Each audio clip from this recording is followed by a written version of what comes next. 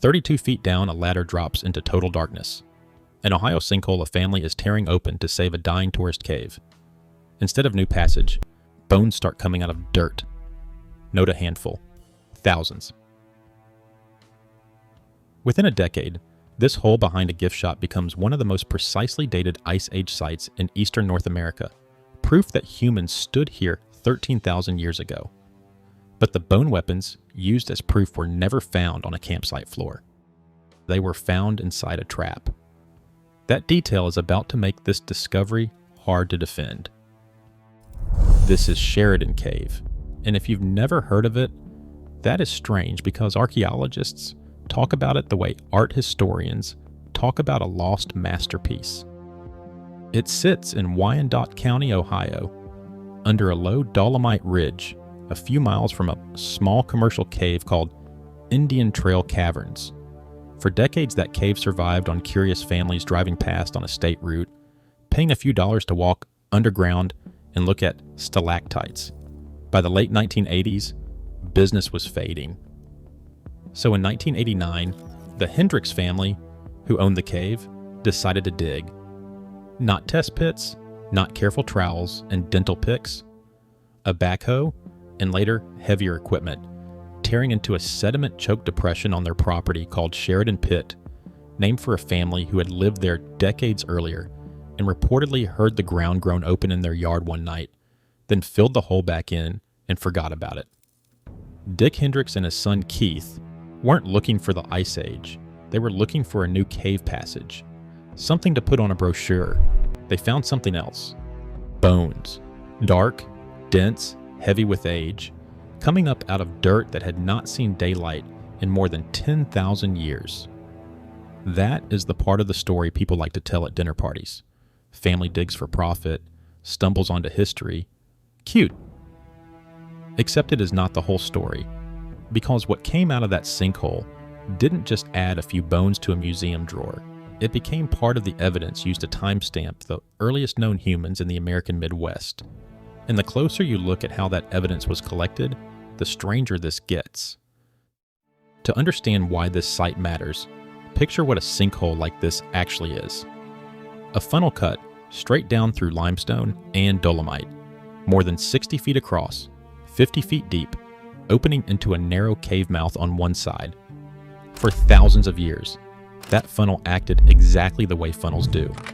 It caught things, rain, sediment, and animals. More than 15,000 cubic yards of dirt came out of that pit before anyone understood what they were standing in. That's not an exaggeration for effect. That's the reported volume of earth moved by a family trying to expand a tourist attraction. Somewhere in those first truckloads, delicate evidence was almost certainly crushed, scattered, or lost before a single archaeologist ever saw it. Nobody kept a careful log of what came out in those earliest weeks. By the time scientists arrived, the ground had already been rewritten. Paleontologist Greg McDonald was one of the first scientists brought in, and what his teams pulled out over the next several summers reads like a species list from a vanished world. Giant, short-faced bear, twice the size of a modern grizzly. Flat-headed peccary, dozens of them, an entire herd's worth. Stag moose, giant beaver the size of a small dog crossed with a boulder. Small boreal species that haven't lived in Ohio in thousands of years. Somewhere between 40 and 70 different species came out of that pit, and bones so well preserved you could still see the surface texture. That preservation is its own quiet clue. Cold, sealed, oxygen poor, undisturbed for 10 millennia. This cave hadn't just stored fossils. It had stored a trap. Animals fell in or were pulled in and never came back out. Long before any human ever stood at the rim, Sheridan Pit was already a machine for killing and preserving. Decades later, that same preservation started paying off in ways nobody in 1989 could have predicted. In 2017, researchers extracted ancient DNA from the peccary bones pulled out of the pit, recovering genetic material from an extinct species that had been sitting quietly in Ohio dirt since before the last ice sheets retreated. The cave wasn't just a graveyard, it was a freezer that never lost power. Then in the mid-1990s, a student working the site named Kenneth Ford found something that changed the entire direction of the excavation. A carved, beveled bone point, its edge deliberately shaped. The surface worked with clean, repeated strokes. Not an animal bone showing damage from a fall. A weapon, shaped, worked, intentional. That single object pulled archaeologists in behind the paleontologists. Kenneth Tankersley from Kent State and Brian Redmond from the Cleveland Museum of Natural History took over the deeper excavation, backed eventually by National Science Foundation funding. What they were chasing now wasn't just Ice Age wildlife, it was Ice Age people. The method changed completely once the archaeologists took over. Where the first phase had been a backhoe and a family chasing profit, the second phase was string grids, meter squares, line levels, gloved hands moving centimeters at a time. Every bone photographed in place before it was lifted. It's the kind of careful, methodical work that almost never makes it into a headline, but it's also the only reason anyone can trust the dates that came next. And there's a reason a date this precise matters so much to this particular field. For decades, the dominant model for how humans reached the Americas was Clovis first. The idea that a single wave of big game hunters crossed into the continent and spread rapidly, leaving a signature style of fluted stone point behind them everywhere they went. Sheridan doesn't overturn that model. It does something almost more interesting. It nails one small piece of it down so precisely, in a region far from the classic Clovis heartland, that it becomes a fixed point other researchers now work around. And the tools those people left behind raised a question nobody could ignore. The stone recovered near the bone points wasn't local. Some of it was chert, traced back to outcrops in Indiana and Kentucky, well over 100 miles away, in some cases closer to 250. Whoever stood at this cave wasn't a local forager working a familiar patch of forest. They were carrying material from deep journeys or trading for it across a landscape most people still picture as empty, frozen, and unpopulated. Which raises the obvious question. If people were moving that far, that early, why does this site barely register outside specialist journals? And more importantly, if the bone weapon is the proof, what exactly was it proof of? Here's where the story slows down because this is where the evidence gets tested. In 2009, researchers led by Michael Waters, working with Thomas Stafford, Brian Redmond, and Kenneth Tankersley, ran a direct radiocarbon date on one of the bone points itself, not on nearby charcoal, not on an animal bone found close by, the tool itself. The result came back at 10,915 radiocarbon years before present, plus or minus 30 years. Translated into calendar years, that lands close to 13,000 years ago. And the margin of error on that date is almost absurdly tight. 30 years on an object that old behaves less like an estimate and more like a scalpel. This wasn't a rough guess pulled from a stratigraphic layer. This was one of the most precisely dated Clovis-era artifacts anywhere in eastern North America. For a moment, that should have ended the debate. Humans here, with worked bone weapons, right at the edge of the Clovis horizon. Case closed. It didn't close. Because a direct date only tells you when an object was made. It doesn't tell you what that object was doing at the bottom of an animal trap. And that's exactly the objection raised publicly by archaeologist Stuart Feidel, who pointed out something uncomfortable. The bone points weren't recovered from a clean living surface. No hearth, no clear campsite floor.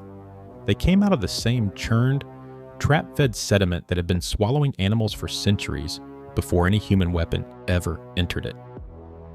If a hunter's tool and a dead peccary end up in the same layer of mud, a shovel can't always tell you which one arrived on purpose, which means the tightest, most confident number in this entire story, 10,915 years, tells you exactly when the tool was made, and almost nothing about what actually happened at that cave. Was someone hunting here?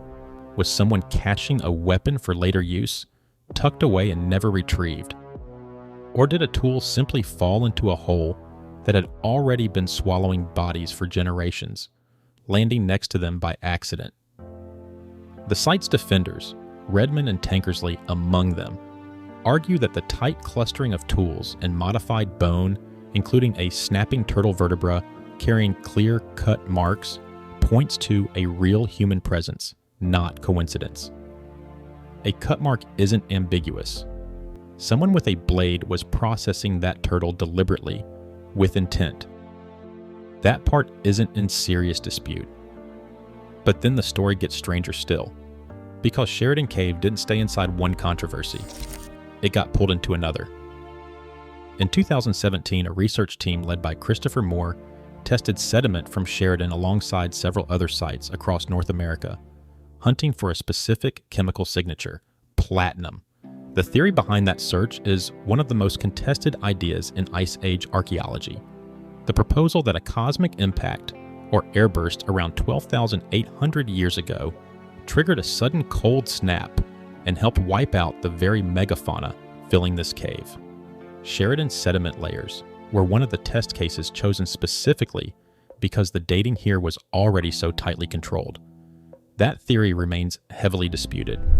Most archaeologists are skeptical of the impact hypothesis, and the debate over it is far from settled.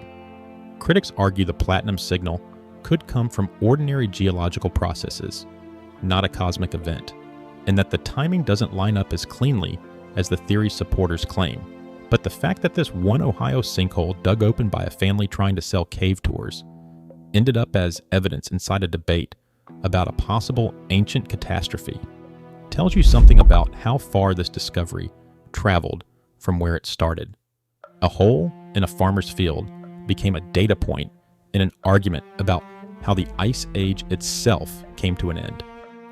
One sinkhole, one bone point, two entirely separate scientific controversies, both still unresolved. So, what actually happened here?